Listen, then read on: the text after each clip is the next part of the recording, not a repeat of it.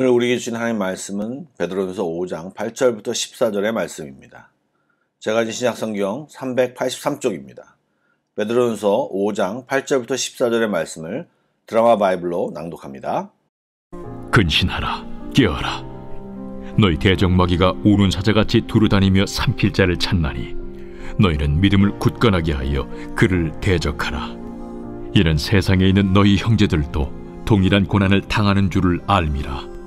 모든 은혜의 하나님 곧 그리스도 안에서 너희를 부르사 자기의 영원한 영광에 들어가게 하시니까 잠깐 고난을 당한 너희를 친히 온전하게 하시며 굳건하게 하시며 강하게 하시며 터를 견고하게 하시리라. 권능이 세세 무궁하도록 그에게 있을지어다. 아멘. 내가 진실한 형제로 아는 실루안으로 말미암아 너희에게 간단히 써서 권하고 이것이 하나님의 참된 은혜임을 증언하노니 너희는 이 은혜에 굳게 서라. 택하심을 함께 받은 바벨론에 있는 교회가 너희에게 무난하고 내 아들 마가도 그리하느니라. 너희는 사랑의 입맞춤으로 서로 무난하라. 그리스도 안에 있는 너희 모든 이에게 평강이 있을지어다. 아멘.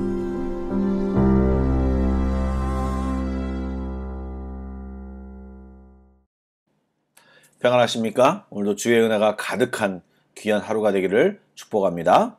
오늘은 베드로전서 마지막 부분입니다. 함께 본문을 보셔서 느끼셨겠지만 복음에 대한 적대적인 시대를 살아가는 성도들에게 베드로 사도가 마지막 당부하는 메시지와 함께 이제 마지막 문안 인사를 하는 내용으로 이어집니다. 역사를 신앙적인 눈으로 살펴보면 초대교회 때부터 오늘날까지 세상은 교회를 박해하거나 또는 회유해왔음을 알 수 있습니다. 베드로는 이를 우는 사자처럼 두루다니며 삼킬 자를 찾는 마귀의 모습으로 표현하고 있습니다. 베드로 사도는 성도들이 경험하는 여러 가지 어려움 뒤에 마귀가 존재하고 활동하고 있음을 명확하게 알려줍니다.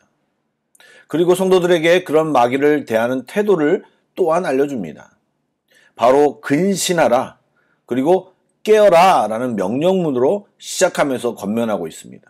여기서 근신한다라고 하는 말은 국어사전에 이렇게 나와 있습니다.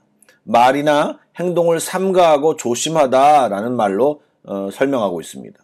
영어 표현으로는 술 취하지 않은 맑은 정신 상태를 유지하는 그런 뜻으로 되어 있고요. 헬라어는 정신을 바짝 차리다 라는 말입니다. 그리고 깨어라 라는 말은요, 잠들지 말고 깨어 있어라, 경계하고 있어라 라는 말입니다. 이것은 육체적인 언어로 쓰였다기보다는 영적인 경각심에 대한 말이라고 하는 것을 우린 충분히 느낄 수 있을 것입니다. 그만큼 당시 상황이 여러 가지 염려와 또 다양한 상황으로 인해 하나님을 향한 그리스도의 헌신의 중심이 흔들릴 만큼 위험에 처해 있다는 사실을 전제하고 지금 베드로 사도는 성도들에게 이런 명령을 내리고 있는 것입니다. 앞서 말씀드린 대로 성도들의 대적 마귀가 굶주린 사자처럼 삼킬 자를 찾으면서 두루다니고 있다는 사실을 정확히 안다면 정신을 바짝 차리고 깨어있을 수밖에 없는 것이 성도들입니다. 여러분 혹시 기억하십니까? 겟세마네 동산에서 베드로와 야고보와 요한이 예수님과 함께 기도했을 때를 혹시 기억하십니까? 예수님이 시험에 들지 않게 깨어있으라고 여러 번 경고했지만 정신을 놓고 있다가 졸고 있다가 결국 베드로는요 말구의 귀를 자르게 되고요 계집종 앞에서 3번이나 주임을 부인했던 아픈 기억을 가지고 있지 않습니까? 그러기에 사실 이 깨어있으라 근신하라 이런 이 베드로의 권면은요 자기의 아픈 경험에서 우러나오는 간절한 권면이기도 한 것입니다. 그러므로 지금 베드로 사도는 성도들에게 근신하며 깨어있을 것과 굳건한 믿음으로 마귀를 대적할 것을 말하고 있습니다.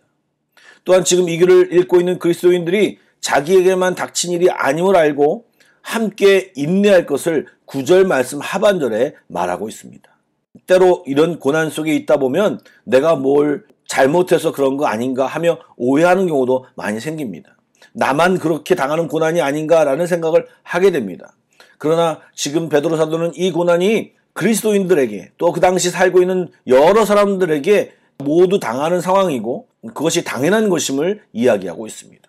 또한 그들에게 한 가지 더 알려주는 것이 무엇이냐면 지금 너희들이 당하는 이 고난은 잠깐이고 이 일의 결국은, 이 일의 끝은 하나님이 우리를 구원하셔서 영원한 영광에 들어가게 하실 것임을 말하며 이 상황 속에서 성도를 온전하게 하고 굳건하게 하고 강하게 하실 것을 선포하고 있는 것입니다.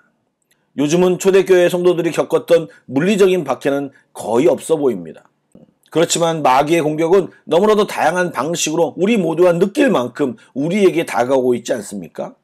이미 세상은 마귀가 다양하게 준비된 상황으로 세팅되어 있고 삶의 모든 영역에서 신앙을 지키기가 어렵게 수많은 위협과 유혹으로 우리를 공격하고 있습니다. 주님은 그런 우리들에게도 동일하게 이 베드로전서의 말씀을 통해 권면하고 있는 것입니다.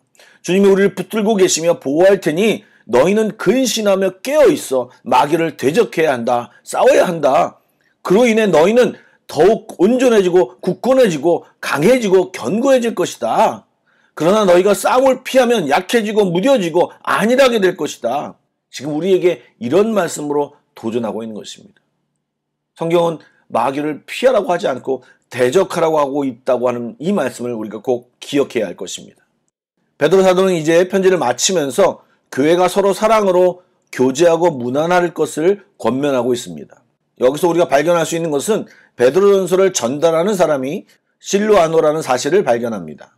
실루아노라는 이름은 신라라는 이름과 동일한 이름인데요. 바울의 2차 전도 여행에 동행했던 그 신라인지는 불분명합니다. 어쨌든 이 실루아노는요, 이 베드로전서를 본도, 갈라디아, 갑바도기아, 아시아, 비두니아에 있는 여러 교회에 전하는 사명을 감당했습니다. 당시에는 사도의 편지를 돌려 읽고 또 필사하여 전달하는 경우가 많았습니다. 그리고 종이 가격이 비싼 시대였기 때문에 이러한 노력은 좀처럼 쉽지 않고 어려운 작업이었습니다. 또한 교통과 통신이 발달하지 않았기에 일일이 걸어서 방문해야 했고 같이 함께 읽고 나누는 일은요, 절대로 쉬운 일이 아니었습니다. 굉장한 헌신을 통하여 이루어지는 일이었습니다. 교회에는 이런 성도들이 있어야 합니다.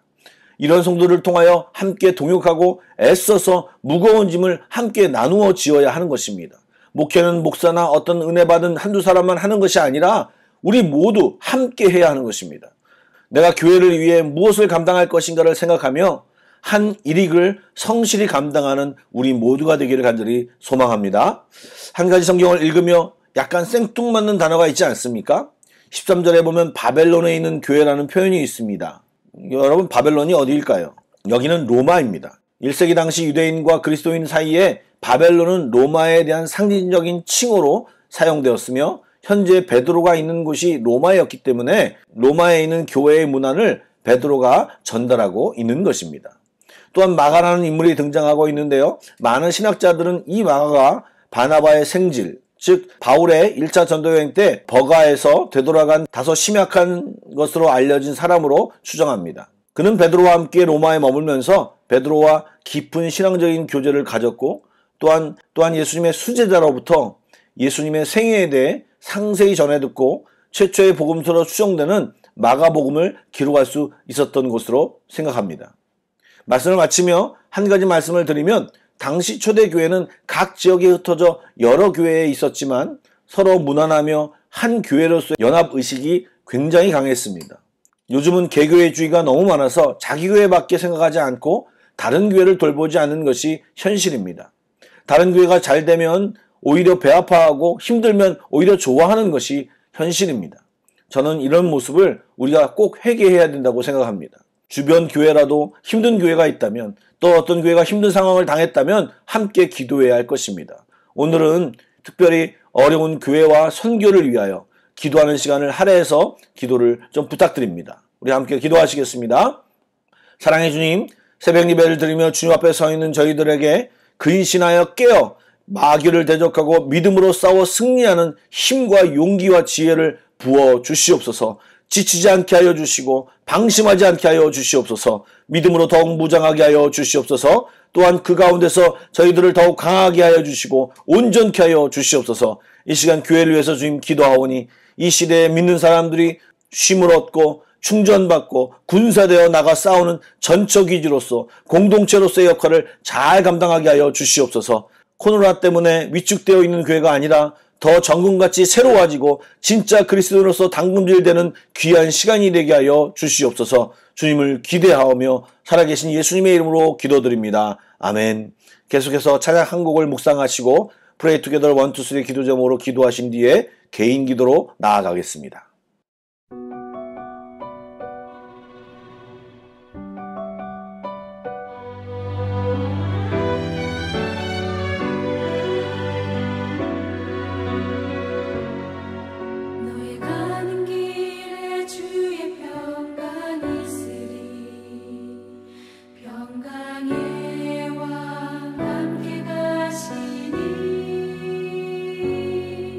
너의 걸음걸이